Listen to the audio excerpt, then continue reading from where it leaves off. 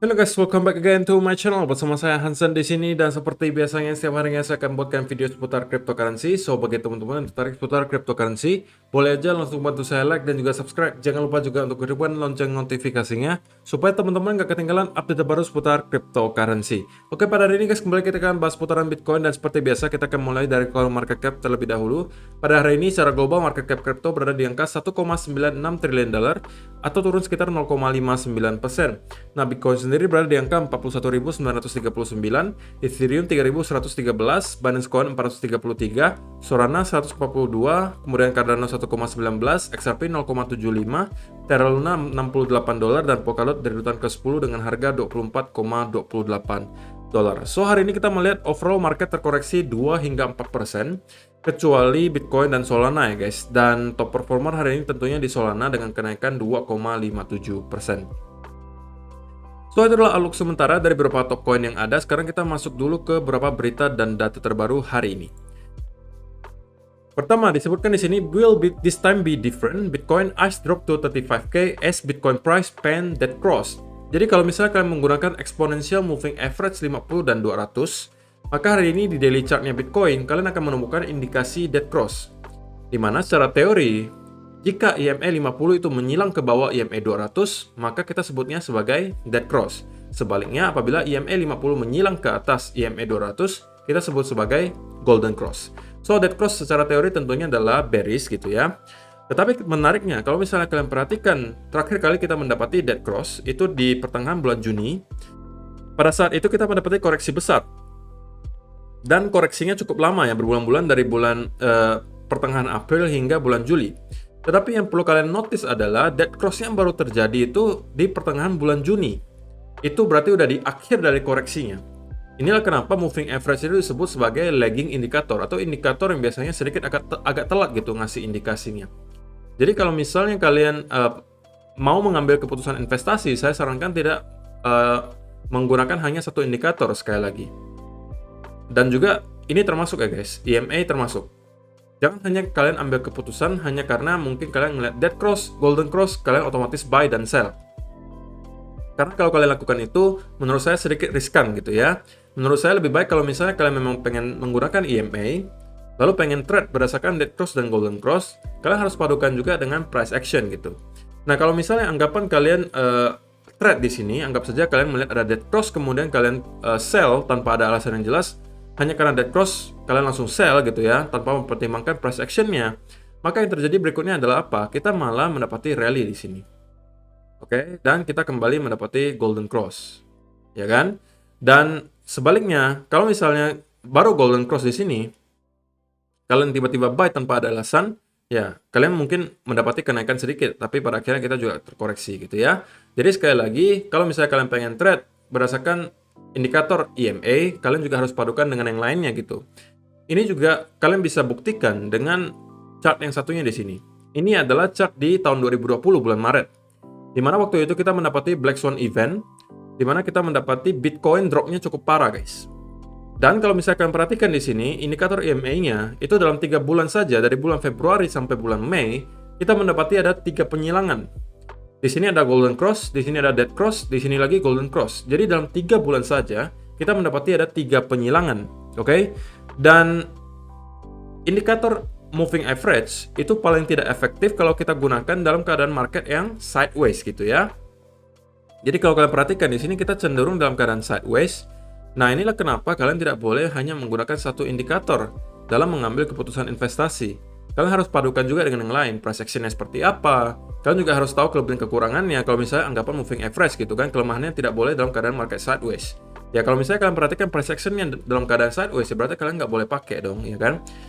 Nah kalau misalnya kita buktikan deh, golden cross itu baru benar-benar valid ketika kita melihat EMA-nya itu udah benar-benar bersilangan gitu guys. Kalau misalnya baru menyentuh itu belum valid ya. Kalau misalnya udah bersilangan seperti ini, baru mungkin kalian bisa sebut sebagai valid. Nah, anggap saja di sini kalian buy. Yang terjadi apa? Seterusnya kita malah mendapati dump di sini. Dan kalian bakalan loss. Next, kalau kalian trade hanya berdasarkan adanya dead cross di sini. Dead cross-nya baru benar-benar menyilang di sini kan? Oke? Dan kalian anggap saja sell di sini. Yang terjadi apa? Kalian sell di bottom. Dan kalian loss. Nah, mungkin yang satunya lagi di sini Golden Cross kalian baru mendapati adanya rally ke atas dan kalian bisa cuan di sini. Maka selalu saya sampaikan lagi, indikator apapun itu hanya untuk menunjukkan indikasi, guys. Jangan sampai kalian hanya menggunakan satu indikator untuk mengambil keputusan investasi, padukan juga dengan yang lain. Katakanlah price action, on-chain data atau fundamentalnya dan lain sebagainya untuk meningkatkan probability-nya. Karena kita kan trading berdasarkan probabilitas, guys. Semakin tinggi probabilitas dari sebuah setup, tentunya itu semakin baik gitu ya.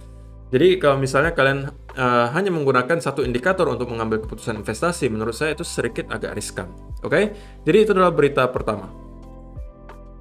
Yang kedua di sini, dari Into the Block, dia mengatakan potensial short squeeze ahead. Jadi ini juga adalah salah satu yang udah kita bahas sebelumnya sebenarnya, guys. Soal leverage ratio dan open interest. Jadi masih banyak orang salah kaprah menganggap bahwa tingkat leverage ratio yang tinggi itu berarti pada saat itu banyak orang yang long menggunakan leverage. Tapi persepsi itu salah, guys. Karena sudah saya sampaikan juga berkali-kali bahwa tidak hanya long yang saja yang dihitung, tapi juga yang short juga dihitung. Jadi ketika kita melihat tingkat leverage ratio dan open interest di sini itu tinggi, itu berarti pada saat itu banyak sekali trader yang nyaman mengambil resiko lebih tinggi, alias mereka malah makin senang gitu untuk memakai leverage yang tinggi dan mengambil resiko yang lebih besar. Jadi tingkat leverage-nya semakin tinggi, berarti pada saat itu banyak trader yang pakai leverage. Udah itu aja. Tapi tidak berarti kita melulu ketika melihat leverage ratio-nya tinggi dan open interest ini tinggi, tidak serta-merta kita akan selalu mendapati long squeeze. Menurut si Into the Block, malah kali ini kita bisa jadi berpotensi membentuk short squeeze. Kenapa? Ini juga saya sampaikan kemarin.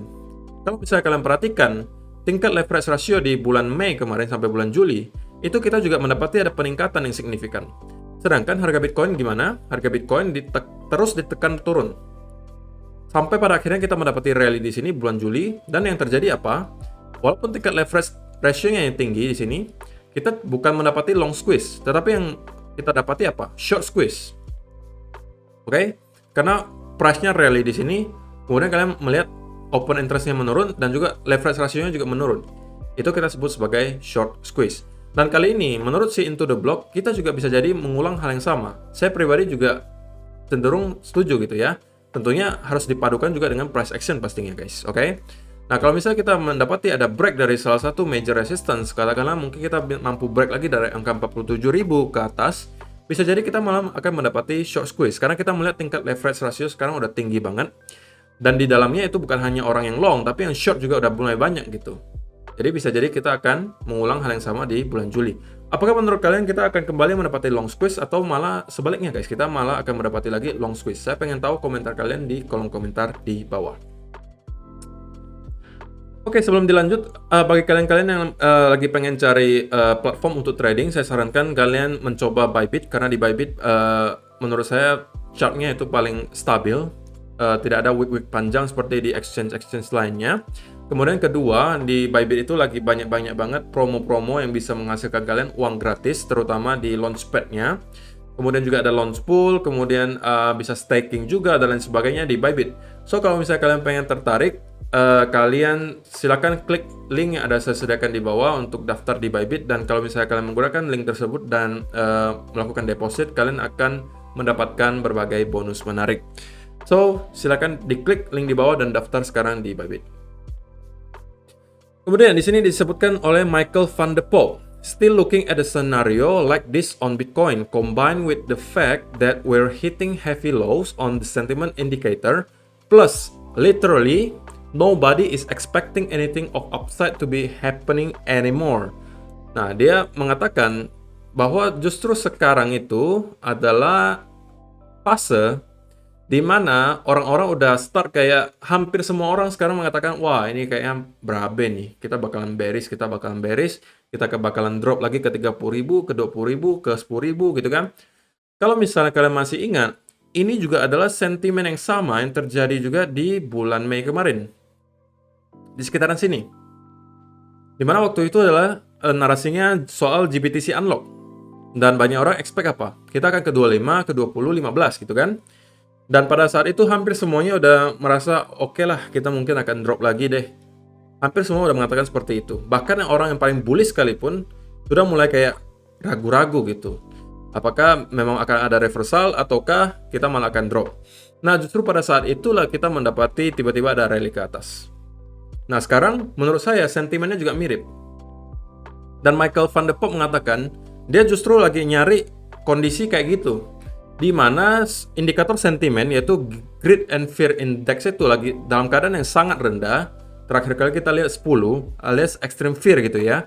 Kemudian dia juga melihat kita udah terkoreksi cukup dalam di heavy lows katanya, atau low-nya udah rendah banget. Kemudian dia juga melihat sekarang hampir semua orang udah expect-nya kita akan break lagi dari angka 40 dan drop lagi ke 30-an ribu.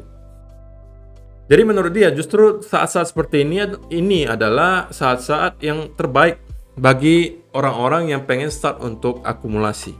Kalau saya pribadi, ya saya setuju-setuju aja guys. Dan saya pribadi, saya terus melakukan dollar cost averaging gitu ya.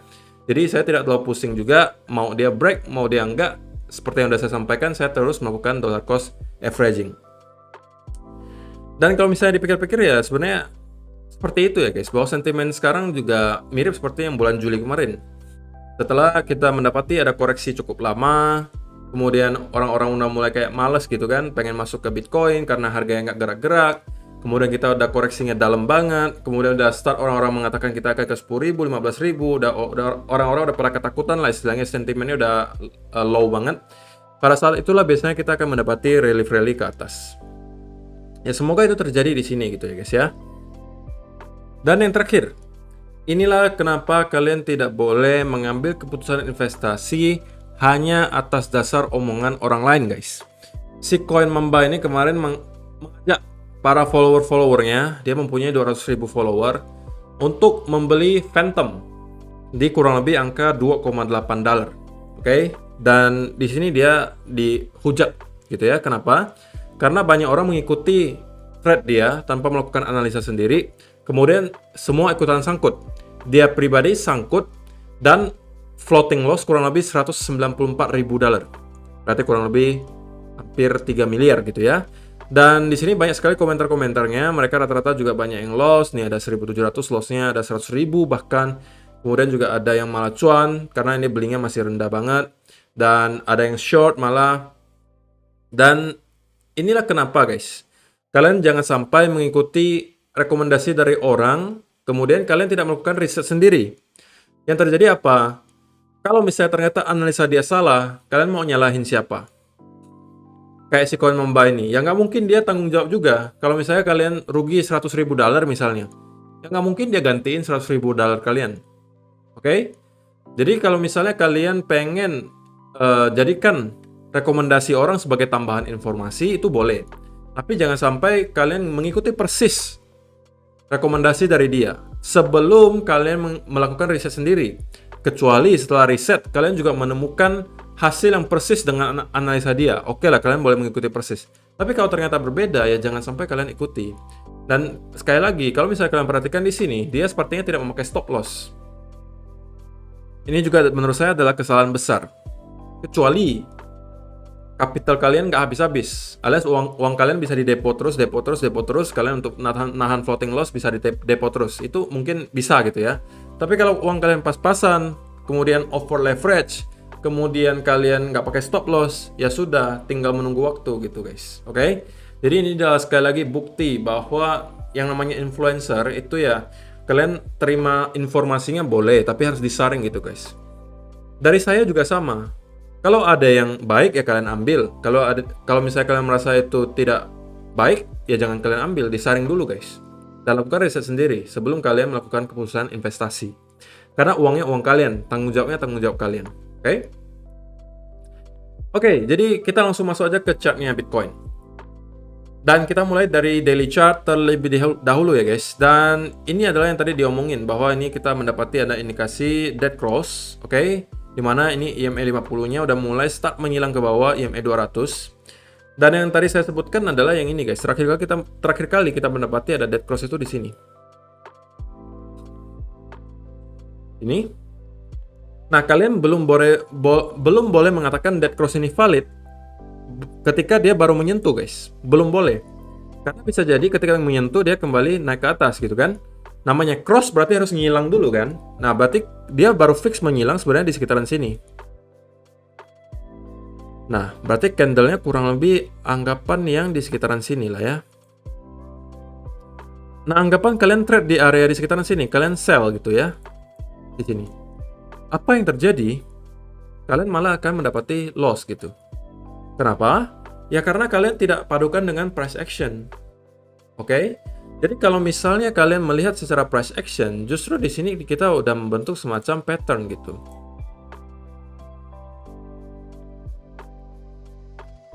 Ya kan?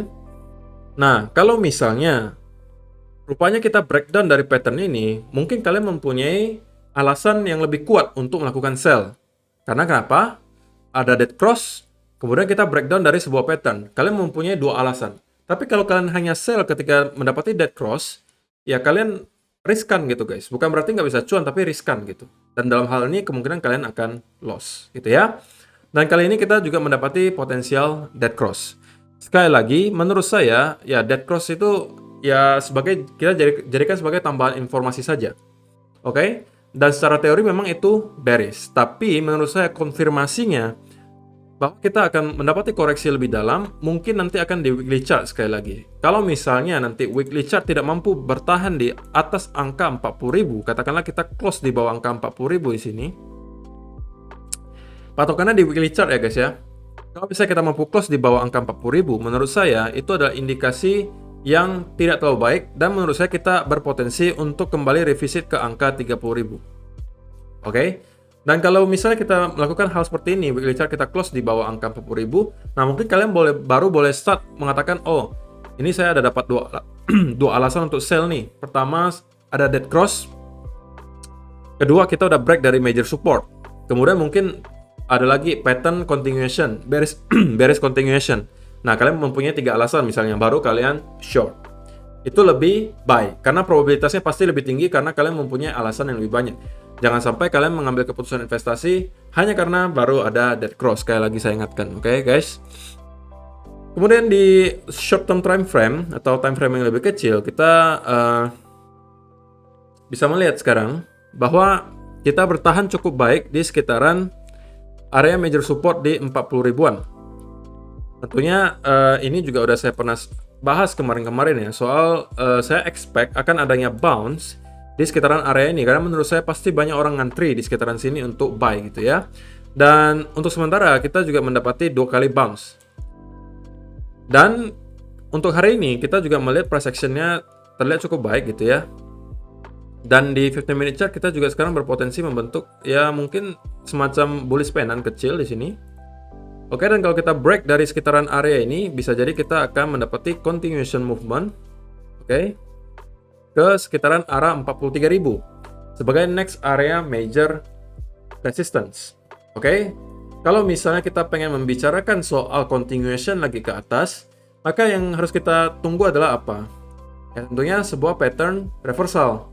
Kalau misalnya kalian pengen trade atas dasar double bottom ini, saya rasa harus menunggu break dari neckline-nya di sekitaran sini. Tapi saya lebih prefer kalau misalnya kita mendapati ada inverse head and shoulder gitu ya. Ini left shoulder-nya, ini head-nya, dan kita membentuk right shoulder, itu mungkin akan jauh lebih ideal. Oke? Tetapi sekali lagi saya sampaikan, kalau misalnya untuk long time frame-nya atau time frame yang lebih besarnya, saya sebenarnya lebih prefer yang dilakukan oleh Bitcoin adalah melakukan sedikit movement ke bawah untuk membuat fake out ke bawah sekitaran 39 atau 38, oke? Kemudian kita membuat V-shape recovery dan dari situ kita baru mendapati reversal ke atas ya. Tentunya ini hanya sekedar harapan gitu guys untuk bisa terjadi. Kalau misalnya itu yang terjadi, saya tentunya akan mencari setup untuk buy. Tapi kalau misalnya tidak, ya tentunya saya akan menunggu. Misalnya ada dikasih indikasi lain berupa tadi saya sebutkan inverse head and shoulder. Berarti yang harus dilakukan dulu adalah kita break dari sini, kemudian mendapati ada retracement atau mungkin bullish continuation pattern.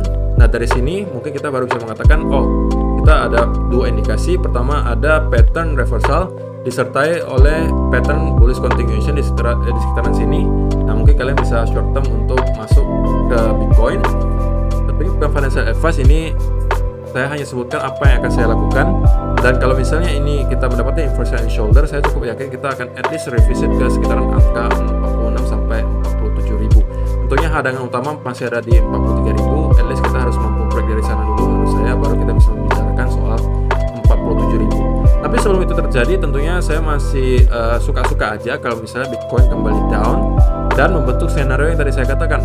Break dari 40.000 hanya untuk membuat fake out, menjemput semua stop loss yang berada di bawah 40.000, kemudian membuat V-shape recovery, dan dari sini saya baru akan ikutan untuk masuk.